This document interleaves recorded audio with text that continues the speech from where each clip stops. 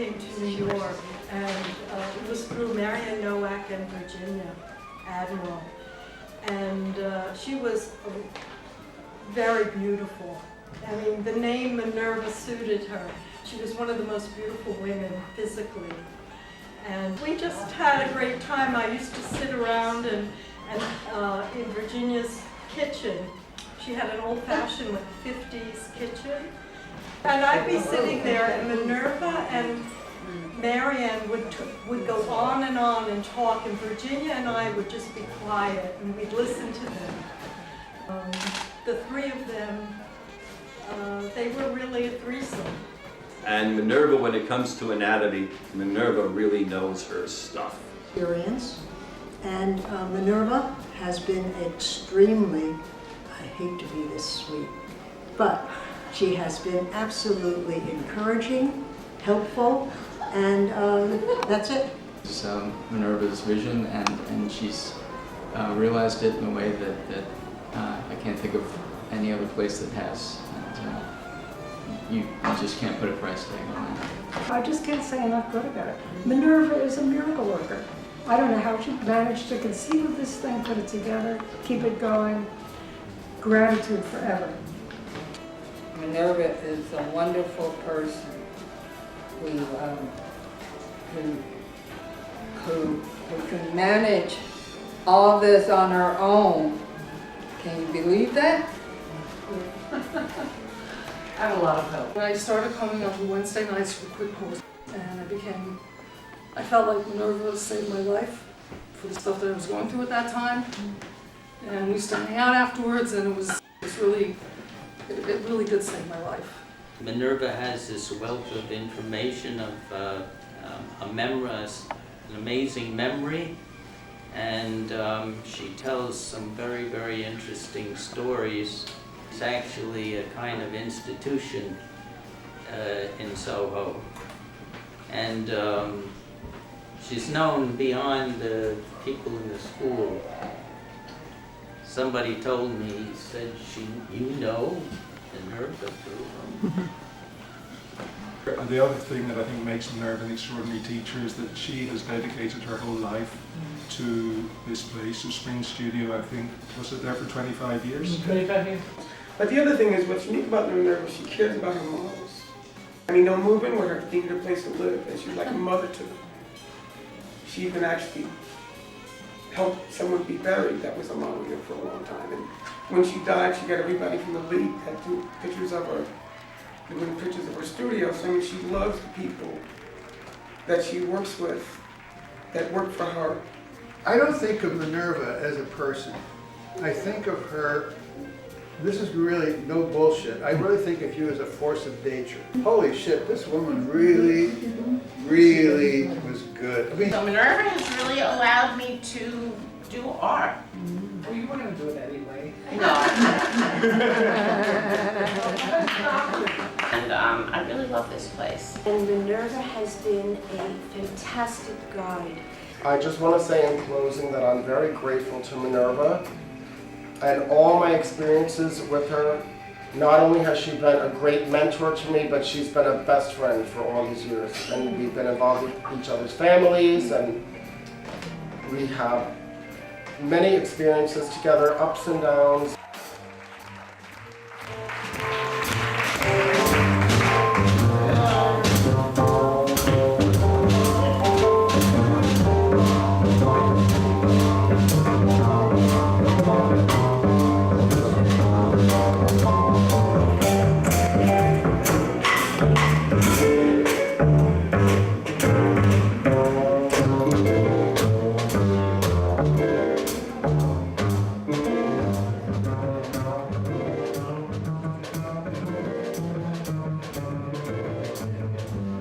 I want to tell you that Minerva's Drawing Studio, aka Spring Studio, is just about my favorite place on earth.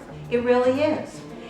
It is such a nurturing, creative space run by Minerva, who is Mother of Courage and a great artist and one of the most remarkable people I have ever met. And it is such a blessing to have her in my life. I never want to be without. So I cannot recommend this place enough. It's a magical, wonderful place. But and Minerva has she has classes and just open drawing centers and events and wonderful things. So come here. At Minerva's drawing studio, so we have to keep it open so that I can spend my retirement here. I love this place. Thank you, Sue. Thank you.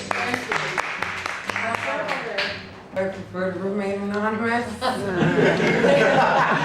I don't like giving away the best kept secrets of New York.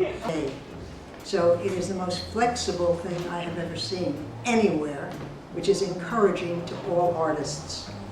I love Minerva's studio because it's a place where artists can practice their skill. It's focused on life drawing, and that's something I find very unique. There's not many places that have a concentration like that. I love this space, and I love Minerva for creating it. It begins, there is silence. There's absolute silence, and there's no way to describe unless you've been here. When you're in a room full of people, and each person has their own space and time going. This drawing. There was a portrait workshop today. I feel sorry for artists who don't live in New York because they don't have access to this place.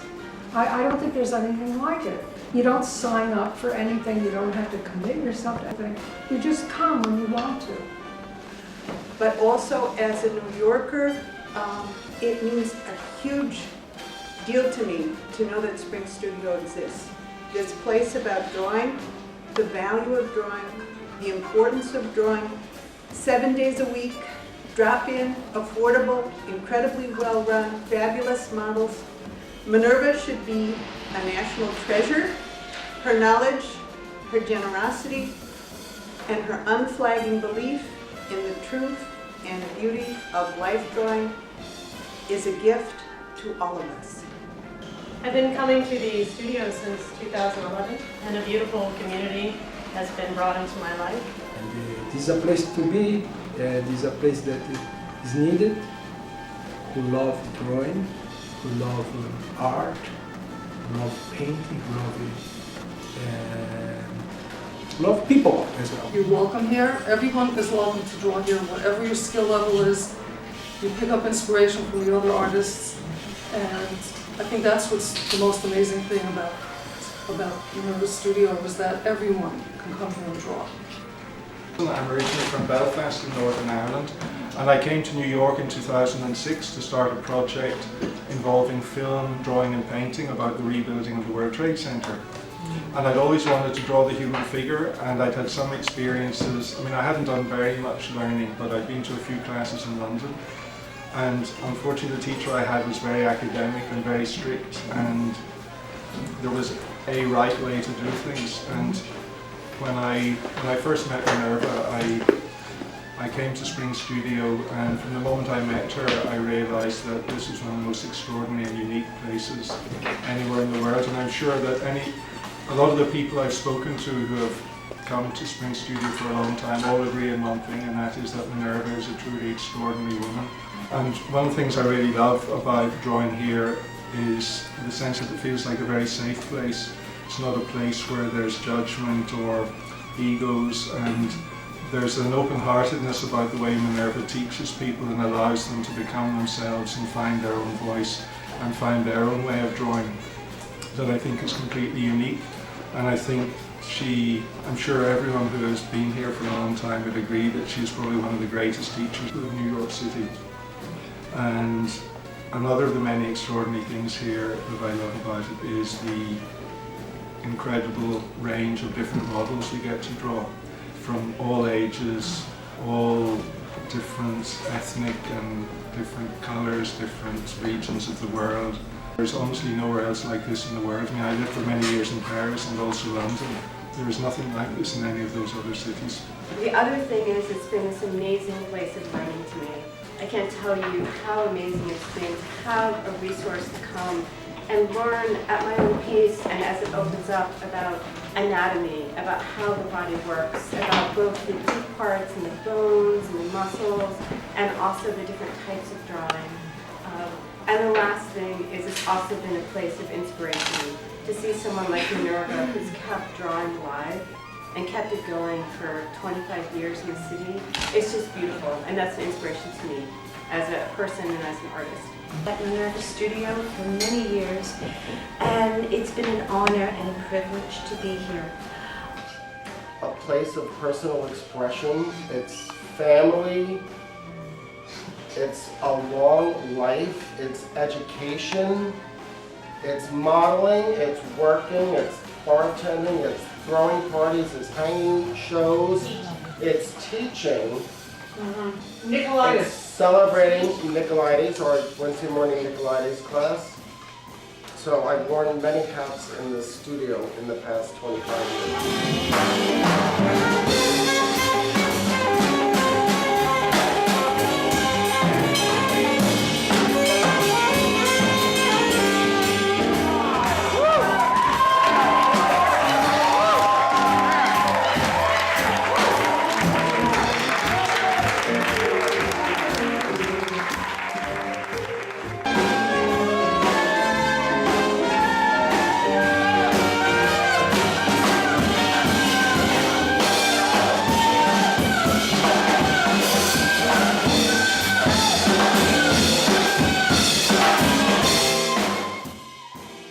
My name is Andrew Bolotovsky. I'm a flute player, and I have a very unusual position in Minerva's studio. I'm probably the only person in the entire world who plays the flute to accompany artists as they do their artwork. My father was a follower of Mondrian, but he went to the National Academy of Design, and he certainly knew how to draw the figure, and he would do it for fun. And he actually taught in colleges where he had to teach the figure. And so as a small toddler, when my mother didn't want to deal with me, she would hand me over to my father and say, here, you take him. And I would go to his class where there would be these nude women going around, and I would be sort of prancing around thinking at the age of 3 and 4 that everybody had a father, you see, who had nude women wandering all over the place, and of course accepting that. And so in my attempt in a certain way psychologically to bring back my childhood as I approach elderly old age, I play for Minerva. But I also have fun too because my father and my mother, who was also an artist, loved to talk about drawing and about anatomy and features on people, and actually would wilt your ears if you heard how they would talk about people. They didn't mean any harm. They weren't talking about their personalities or their moral character. They were just talking about body types and proportions. But yet, I enjoy being around Minerva. I enjoy being in her presence, and I enjoy all the wisdom that she has, that she loves to relate. It's wonderful. Oh, this is a musette en rondeau by Joseph Baudin de Bloch-Mortier. Is that French? You've done that. Absolutely. I do not draw myself, although people have said to me if I keep hanging around Minerva Studio, I might wind up starting to draw at a certain point, and perhaps that's in my future. It reminds me of two things. It reminds me of the experience that I have when I go to Carnegie Hall and listen to music, and when the audience is listening absolutely attentively to the music that's being created from the stage. And that is such a beautiful experience for me. And I see this ring of artists focusing on the human figure. This is kind of the image for me of humanistic endeavor, that we have a human being at the center of this enterprise, and everyone is focusing on this human being. Everyone is focusing on bringing this human being to life in the fullest way possible, but in the most individual way possible, and yet it becomes a kind of collective experience. I feel that there's a certain element of worship involved with artists gathering together in order to celebrate the beauty of the human form. It's just wonderful for me. I really would like to see everyone put everything that they can into keeping this going and making this space possible for all of us. It's a lot of fun. Very inspiring. I've been going to Minerva Studio for about 20 years. And I'm at the point now where I can use watercolor and a lot of different tones I find in the body, like bluish tones for shadows, purplish. And plus she gets a lot many ethnic models too, so we got to understand the body and the anatomy of the form very well. I came as a renegade English professor and writer, and I fell in love. And Minerva was wonderful and is wonderful, and asked me if I might want to teach the Nicolaitis class, because she said that my lines were similar to what Nicolaitis taught, was in alignment with that. And Minerva helped me find my voice because of it. She allowed me to be terrible. I'm a New Yorker from Brazil. My father is Chinese, my mother is Japanese, and I met Minerva 6 years ago. It's life drawing, you draw nude people, and I said, you know, people don't walk around nude, they walk around with clothes on, and that's how they express themselves. You're not really drawing the real people. And Signa said, cut the BS, just show up, just look at it. Basically, you're using minimal means to represent the world. In order to draw, you have to do an abstraction. You have to find a minimal thing that will represent the item that you feel should be represented. People do, perhaps with painting or with photography, they're doing this jump to this abstraction, and when you're drawing a human being, you know right away whether you have reached the human being, whether you've represented the human being, because you know that human being. You're concerned with other human beings.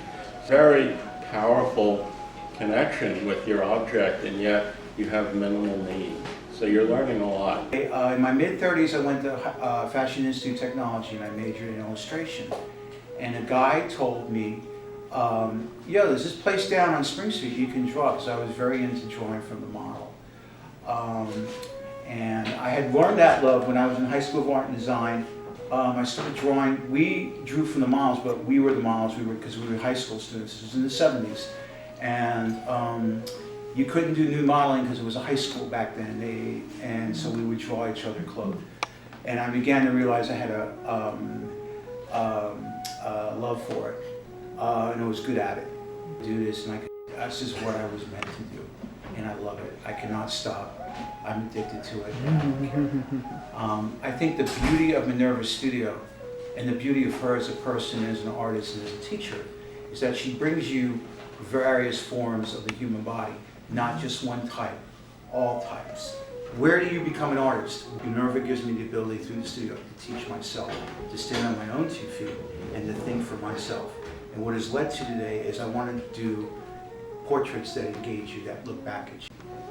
I was already experienced professional artist and kind of successful, but here, when I came here, I had to start my life from the scratch, from the beginning. It's a wonderful journey. It takes a lot of work. There's dedication involved. There's a lot of insight as well as discipline. But once you're with Minerva, it's a joyous journey. Thank you. Yes, Simon from Australia. I don't know how I learned about this place. I've been coming 5 years, 6 years, something. 5 or 6. And I'm very peripatetic, but I basically commuted 16,933.33 kilometers to come here, as I have this time. Yeah. It is fabulous. I love you. I love Minerva. I love you. She's just got a heart of gold, and she's got so much information, so much enormous energy. At 225 Lafayette, and I remember the first day, and the model was Andrew. Oh. Do you remember? 1992, February. Yeah. 9th. So it's been a long time, is what I'm trying to say. It's like, it's a life. Anyway, I'd like to just say that it's been a very beautiful, long, artistic life involved in the studio.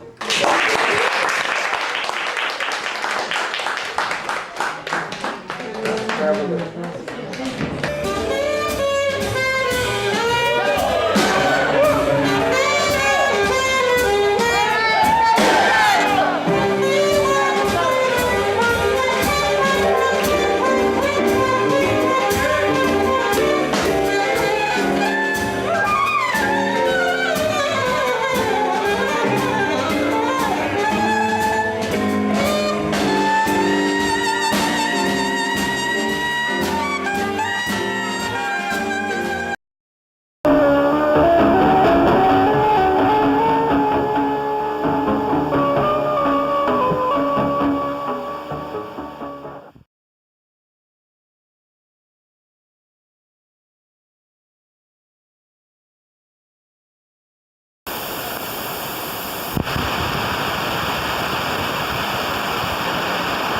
The next, and next, and next, and next some text with some music overlay. We're having Susan Young, whose work has appeared at the Basement and in Ordinary Women. Susan Young.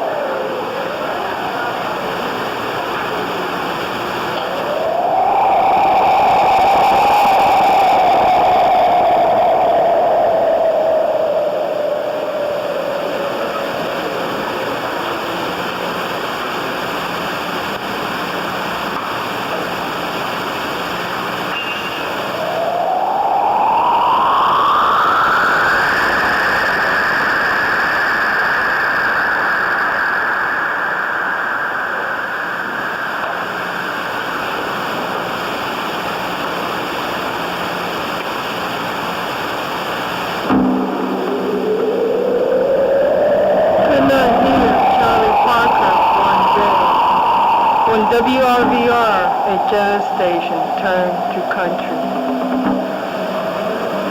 We moved once, riding and taming the north winds with railroad ties unbounded. Saturday spring morning Duluth, and on the loose, Kenny Rogers, the gambler, playing, and I combing my washed, tangled hair while the kids play in the backyard. The confusion blood that nobody could comply in wisdom unknown. That's the first one. Next one I call Paranoia Axiom. There are more of them than there are of us. It's frightening and maddening to know there are more of them than there are of us. They want to kill and rape us because somehow we don't deserve to live, because they don't understand our strange ways, because their selfish, spoiled, rich life is more important.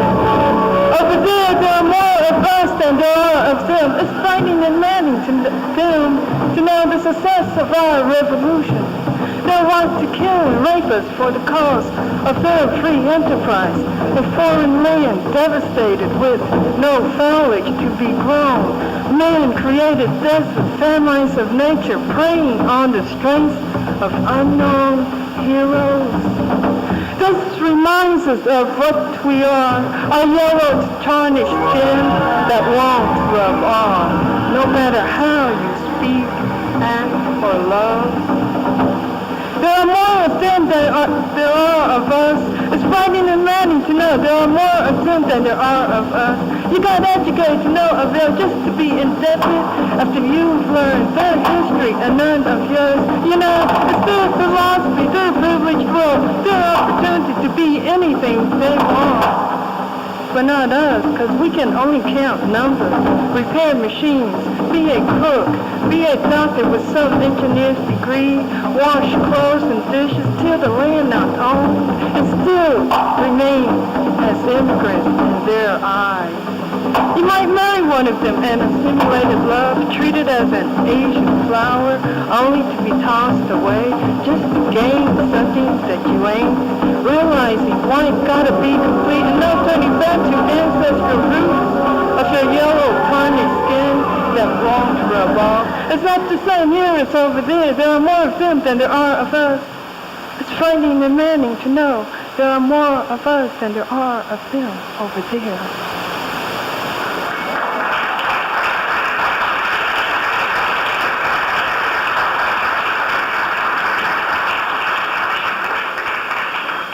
Heavy.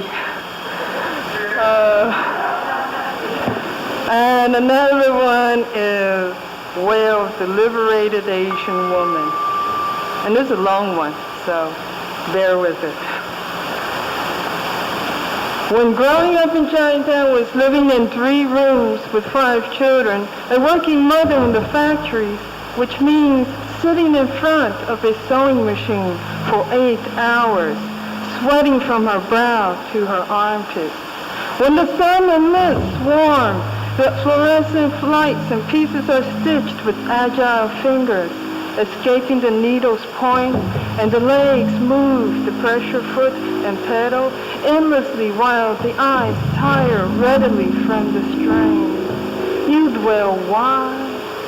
When growing up in Chinatown, I was living in 3 rooms with 5 children, a working mother in the factories, a working father in the restaurants, which means standing and kowtowing to the customers to be seated. Take down their orders while serving tea and egg rolls endlessly from one table to another, making duck saucy conversation for that $1 tip. You dwell wide. Growing up in Chinatown was moving from the Bronx and the West Coast, being American with no Chinese speaking from this skin color. Growing up in Chinatown was pretending not to understand the English teacher's correction, but live in 3 rooms with 5 children and do the math homework on the kitchen table. Ignore the baby's worries and watch the soup simmer for dinner. Change his diapers and feed his food. Then there was the fear to play in the park where derelicts, Puerto Rican and Italian kids will sing ching chong. And staying home was playing 21 with the neighbor's kids, collecting their pennies. And you have a working mother in the factory, a working father in the restaurant. You want to move out, maybe back to Grandpa's laundry in the Bronx, maybe the demolished house in Oregon. Just move far, far away. You might even run away to the East Village, or even to Queens and Hartford, living in 2-family house, or join the army. But there was no money, so you steal some cash and go ice skating in Central Park, cracking your knee bone for punishment. Then in summer, there was meeting the girls on Mott Street, the corner of Chemical Bank, and playing handball on the walls of the tombs, a prison for urban criminals. You let the Chinese boys chase you with water balloons, and then later throw firecrackers as they do the dragon dance on Chinese New Year's in frigid weather. You go shopping for school clothes once a year, and because there was no money, you envy the daughters of Chinatown merchants who wore the most fashionable clothes. No, you could not find a dress to wear at an art teacher's dinner party, so you refused his charitable gift of watercolors and brushes. You turned around and worked in the factories just to supplement the family's income, and it was the follies of a mother who did not learn of Planned Parenthood. So it was living in 3 rooms with 5 children. You wanted to go to college for a lawyer's, doctor's, or engineer's degree, but instead you settled for art and the world. Learn the history of culture, the artists of survivals, and so you lived this kind of hell for 12 years in New York City, working for that degree. You could have run away and joined the hippies in their commune at Yale. You could have gotten married to that young mailman. You could have had 4 children with that ROTC officer in California. You could have remained in the psych ward, or you could have been a math teacher. But you could have had them. But instead, you settled for art in the world, imitating beauty, imitating fantasies of unheard and unseen creations, making boredom seem so easy. It is finding the privacy and understanding when there is one occupant in 2 rooms, and there is the restless chain smoking and restless nights waiting for a job appointment, for a lover to switch his love from her love, for a party to unwind her nerves, for the telephone to ring, for a TV program diatribing on poverty to be over, and not mostly waiting for that important demonstration to make us freer, or that riot to end all wars.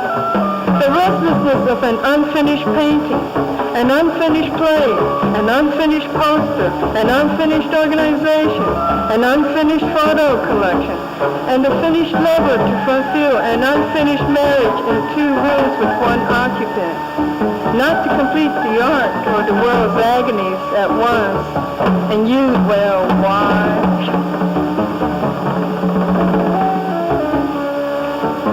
The last piece will be spooks. They'll keep reoccurring in our consciousness, and we'll keep turning our heads the other direction. Unheard spooks reappearing, vanished from history, reappearing again. We resurrect you to tell us how it was. Speak the truth, who sent you to this hell of servitude. Coolly work making us good.